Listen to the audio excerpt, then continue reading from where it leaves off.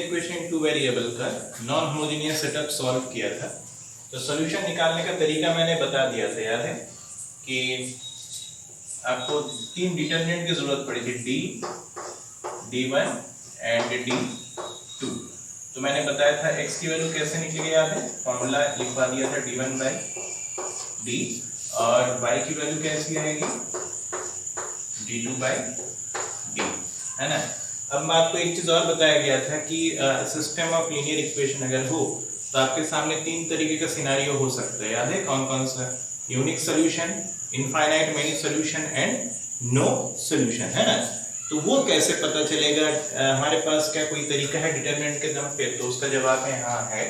वो आप रूल लिख लीजिए, कैसे आप पता करेंगे। अगर b का वैल्यू नॉन जीरो हुआ, b का वैल्यू क्या हुआ, नॉन जीरो, ठीक है ना, तो ये रिप्रेजेंट करेगा यूनिक सॉल्यूशन का केस। कौन सा केस, यूनिक सॉल्यूशन, ठीक है ना। दूसरा केस है b, मतलब समझ गया, पहला वाला कोफिशिएंट वाले डिटरमिनेंट। अगर d is equal to zero हो गया और साथ ही साथ जो d1 is equal to d2 is equal to zero, यानी कि सभी के सभी डिटरमिनेंट की वैल्यू अगर जीरो हो जाए तो ये आपको देगा क्या, इनफाइनाइटली मेनी सॉल्यूशन का केस, ठीक है, इनफाइनाइटली मेनी सॉल्यूशन। और तीसरा और अंतिम आपके पास कंडीशन ये होता है, अगर d जीरो हुआ और ये d1 और d2 या दोनों के दोनों, इन दोनों में से कोई भी अगर नॉन जीरो हुआ, कोई एक भी अगर नॉन जीरो हुआ, दोनों नॉन जीरो हुआ तब भी, चाहे कोई एक नॉन जीरो हो जाए, तो ये आपको देगा कौन सा केस, समझ गए होगे, नो सॉल्यूशन का केस, है ना। अच्छा, आपको ये चीज पता है, मैं कल बता चुका हूँ, चाहे यूनिक है चाहे इनफाइनाइट मेनी है, ये दोनों के दोनों कंसिस्टेंट सेटअप के कंसिस्टेंट सिस्टम ऑफ इक्वेशन कहलाते हैं ना। और जबकि जो नो सॉल्यूशन का केस है वो इनकंसिस्टेंस का केस है, ठीक है। आज हम अब एक और केस करवा देता हूँ। अगर linear equation in free variable भी अगर होता तो उसका भी सॉल्व करने का तरीका एग्जैक्टली इसी प्रकार का ही होगा।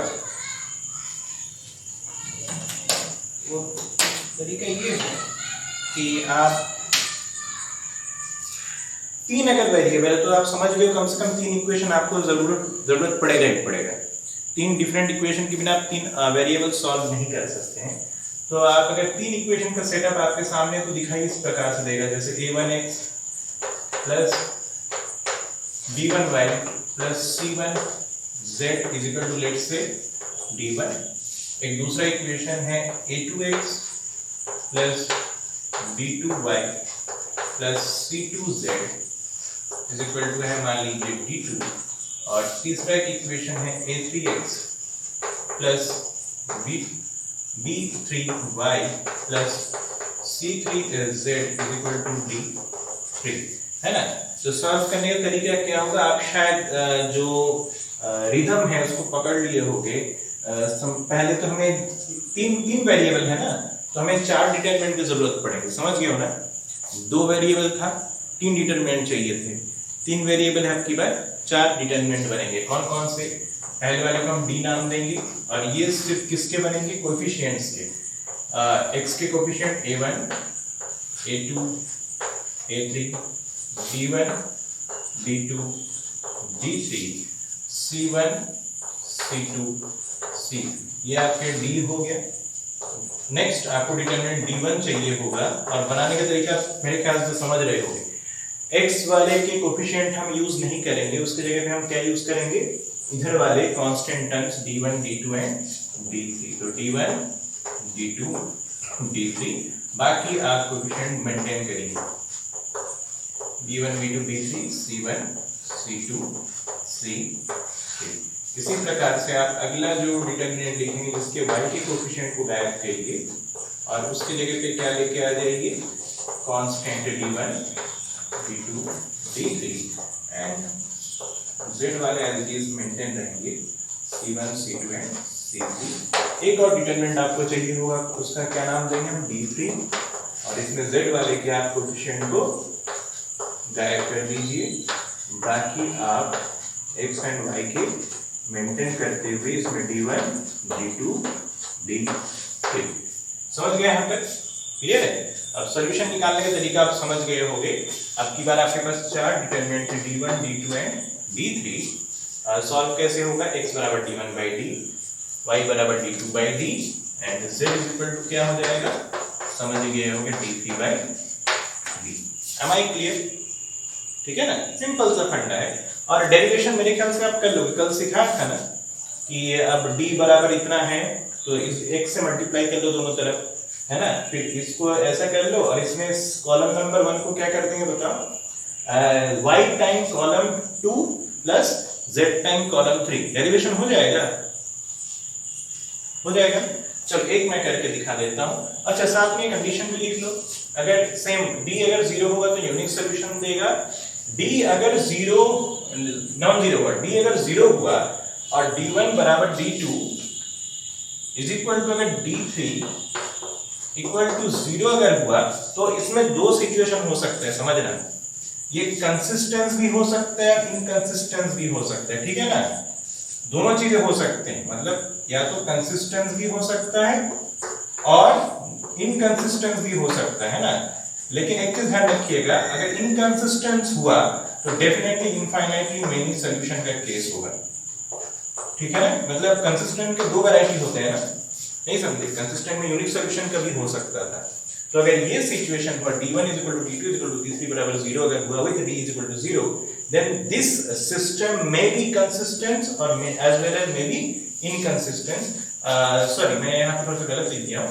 इनकंसिस्टेंट का मतलब तो नो सॉल्यूशन होगा, कंसिस्टेंट अगर हुआ तो कंडीशन कैसा होगा? इनफाइनाइटली मेनी सॉल्यूशन, मतलब यूनिक सॉल्यूशन नहीं हो सकता इस कंडीशन के अंदर, ठीक है ना?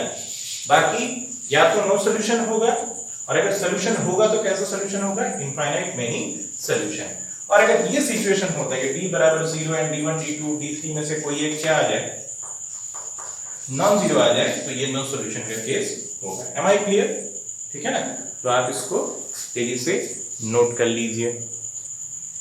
यहां तक समझ गए? अच्छा एक का डेरिवेशन मैं करके दिखा देता हूं कि x इक्वल टू कैसे आया। मैं इसको मिटा दे रहा हूं फिर, है ना?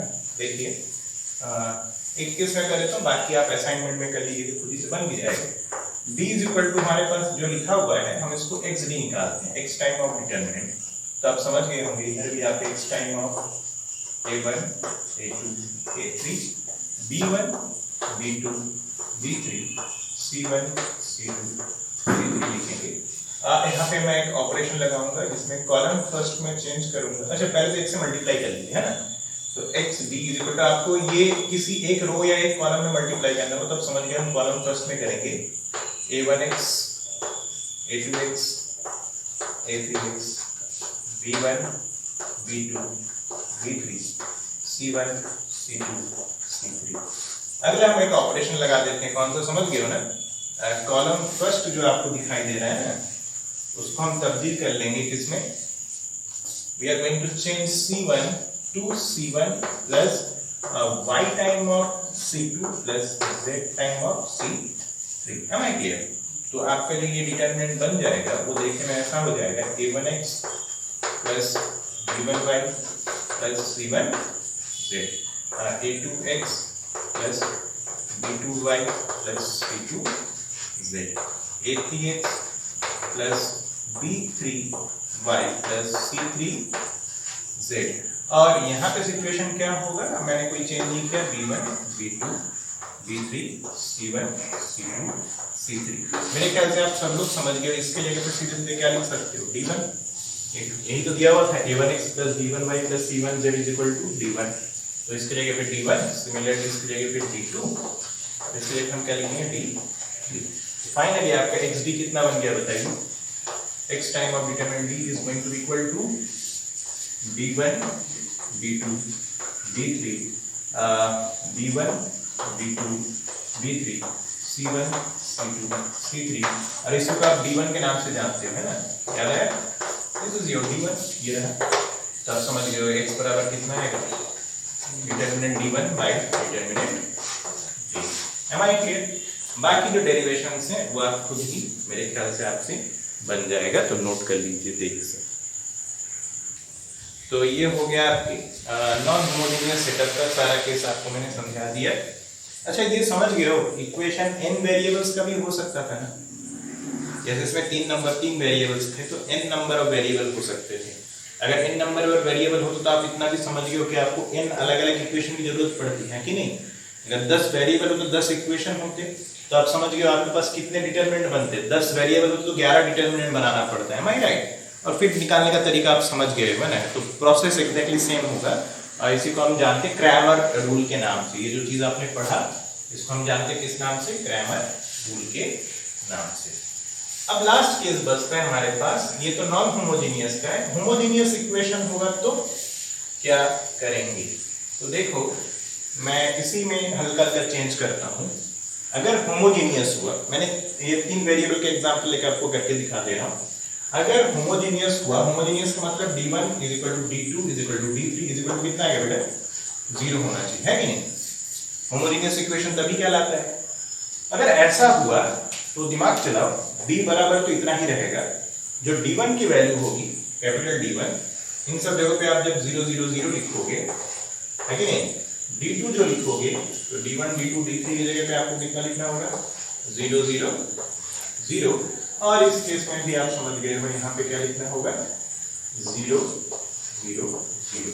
अच्छा जब जैसे ही आपने इस तरीके से लिख दिया, आपको तुरंत डिटरमिनेंट के प्रॉपर्टी क्लिक कर जाना चाहिए कि किसी भी डिटरमिनेंट का अगर पर्टिकुलर किसी रो या पर्टिकुलर किसी कॉलम के अगर सभी एलिमेंट 0 हुआ तो डिटरमिनेंट की वैल्यू 0 हो जाती है।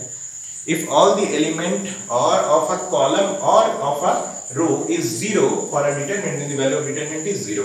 तो आप समझ गए ना, ऐसे सिचुएशन में इतने बार आपको क्लियर है, d1 is equal to d2 is equal to d3 is equal to 0 ही होगा। इस केस में आपके पास कोई दूसरा ऑप्शन नहीं है। Am I clear? तो आपके पास अब बच जाता है क्या, बताओ, ये बताओ x is equal to कितना लिखते हो आप, d1 by this, y is equal to लिखते हो आप d2 by d, z is equal to लिखते हो आप d3 by d। अच्छा ये बताओ, पहला कंडीशन हमारे पास आ सकता है कि अगर d कैपिटल D की वैल्यू अगर नॉन जीरो हुआ, ये तो नॉन जीरो हो सकता है ना। अगर कैपिटल D अगर नॉन जीरो हुआ कोई फर्क नहीं पड़ता, आप देख सकते हो x बराबर कितना आएगा, 0, क्योंकि 0 by any number going to gives you 0, y is equal to भी क्या आएगा 0 and z is equal to भी क्या आएगा 0। तो ये आपका सॉल्यूशन हो गया, x बराबर y बराबर z is equal to 0, ठीक है ना। और इसको हम लोग बोलते हैं ट्रिवियल सॉल्यूशन, ध्यान रखिएगा। ये जो सभी वेरिएबल का अगर 0 0 0 पे अगर सेटिस्फाई होता हो तो इसको एक नया नाम से जानते हैं, ट्रिवियल सॉल्यूशन, है ना। Am I clear? इसको हम जानते हैं किस नाम से, ट्रिवियल सॉल्यूशन के नाम से, ठीक है ना। और अगर दूसरा केस हुआ d इज इक्वल टू क्या आ जाए 0, d1 d2 d3 जो पहले से ही 0 था, अगर d भी 0 आ जाए तो ये आ जाएगा आपका कौन सा केस, आप समझ गए होंगे, इनफाइनाइटली मैनी सॉल्यूशन का केस, ठीक है ना। तो इसमें से ये जो 0,0,0 जो बनेगा उसको तो हम किस नाम से जानेंगे, ट्रिवियल के नाम से जानेंगे ना। इसके अतिरिक्त सभी जो बाकी जो सेट ऑफ सॉल्यूशन होंगे उसको हम जानेंगे किस नाम से, नॉन ट्रिवियल सॉल्यूशंस। क्या मेरी बात समझ पाए? अगर x is equal to y is equal to z is equal to 0 आता है तो उसको हम जानते हैं ट्रिवियल सॉल्यूशन के नाम से, और बाकी सभी सॉल्यूशन को हम किस नाम से जानेंगे, नॉन ट्रिवियल सॉल्यूशन के नाम से। Am I clear? ठीक है ना। तो यहाँ पे आपके पूरा हो जाता है